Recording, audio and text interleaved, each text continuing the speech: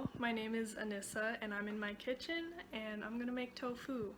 This is probably gonna be the most in-depth tofu video you'll ever watch.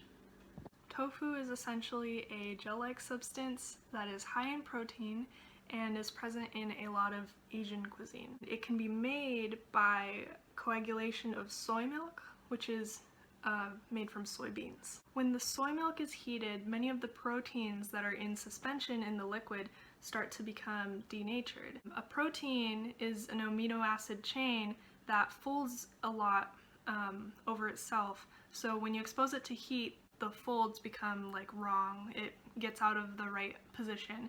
And also the disulfide bonds within the protein begin to separate out into negatively charged sulfur. These negatively charged side chains allow the proteins to be collected together. They're attracted to a positively charged like cation that we add in. We call that the coagulant, and for this video we're going to be using nigari, which is magnesium chloride. Here's a diagram showing the coagulation of tofu. When the proteins are exposed to heat, their disulfide bonds start to break, forming all these negative charges around the molecules. Then the magnesium cation can bring those negative charges together until the proteins can have hydrophobic interactions, shown at these black portions here. When magnesium starts collecting all the proteins together, once they're in proximity, the most stable arrangement for them is with their hydrophobic portions facing each other. So the hydrophobic parts of the proteins will stick together, and then outside of that will be the more hydrophilic parts. And these clumps of proteins are what form tofu. So here we have these soybeans that we ordered online from Amazon, and I soaked 300 grams of them last night. They have blown up a lot since then. And this is our coagulant that we'll be using later. I'm not really sure what hydrate this is. I think the most common magnesium chloride hydrate they sell is magnesium chloride hexahydrate.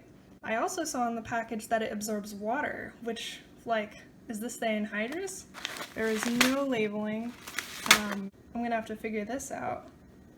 An easy way to tell if a crystal is a hydrate is to heat it up and see if it starts releasing water.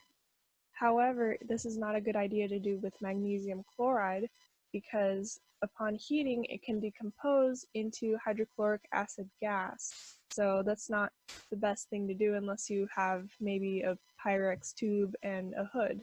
So first we're gonna blend these beans with some water to make soy milk.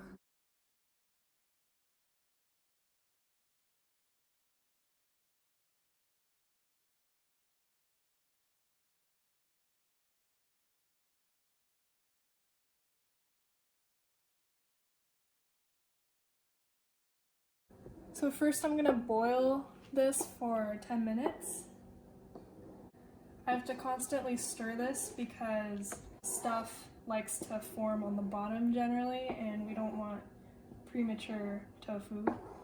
Boiling this mixture is really important because it can denature the proteins inside to make it easier for us to coagulate the tofu later in the process. What it also does is it destroys a certain enzyme present in soybeans called BBI, which is a trypsin inhibitor. Trypsin is one of our stomach enzymes that helps us digest food, so we don't want a trypsin inhibitor or else we'll get indigestion. It's started to boil because there's steam coming from it. We need as much protein in solution as possible because most of the protein ends up in the tofu. Now we're going to strain this liquid, and the leftover solid, that's not part of the tofu. So everything in solution is going to be in the tofu. I've been constantly stirring for about 10 minutes. Once 10 minutes has passed, I'm going to leave it on low heat for 15 minutes. It's foaming less and it's starting to smell really good. I'm pretty sure we cooked all the bean material inside here. when it was first blended, it smelled pretty weird. But now it actually smells like soy milk.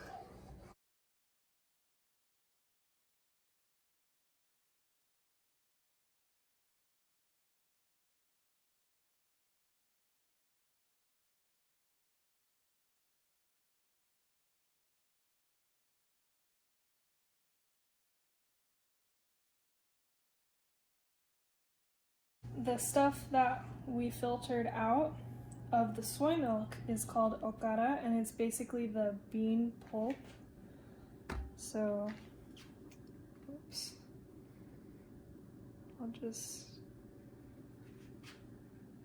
I guess it's pretty soaked with water still because it weighs more than 180 grams, which is the weight of the dry beans that we put in. If we do this tofu right, the tofu will have more protein than this does. We have the coolest thermometer, so I'm just gonna use it to make sure it stays at 75 degrees Celsius. Okay, so now I'm gonna add some of the magnesium chloride.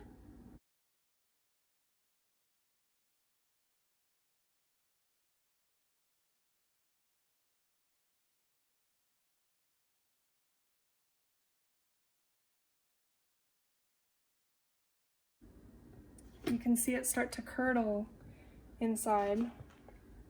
I did it pretty fast, but we're gonna let it sit for like 10 minutes and then we're gonna drain it.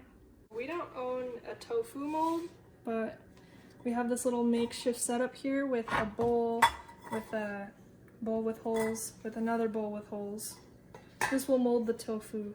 Okay, so we've got our tofu curds here. I've been letting them coagulate for about 10 minutes.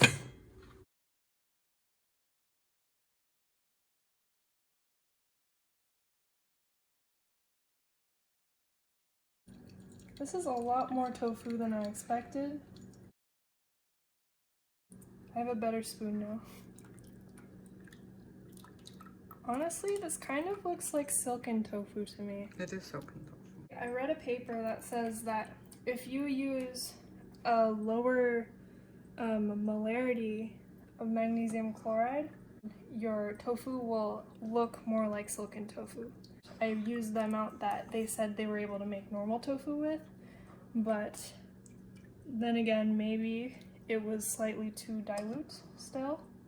Okay, scratch that. My mom just tried it and she said it's pretty, it seems like regular tofu. So actually, I'm a genius and I did use the right molarity of magnesium chloride. So first, I'm gonna fold this over.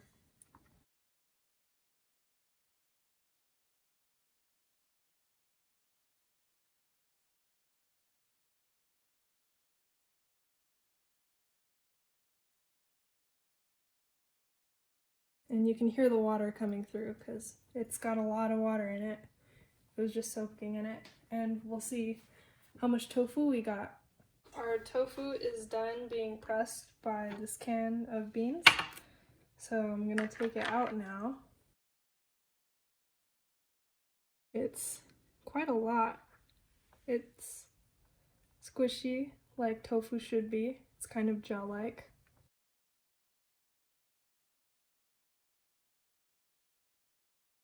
And here's the whey. This used to be soy milk.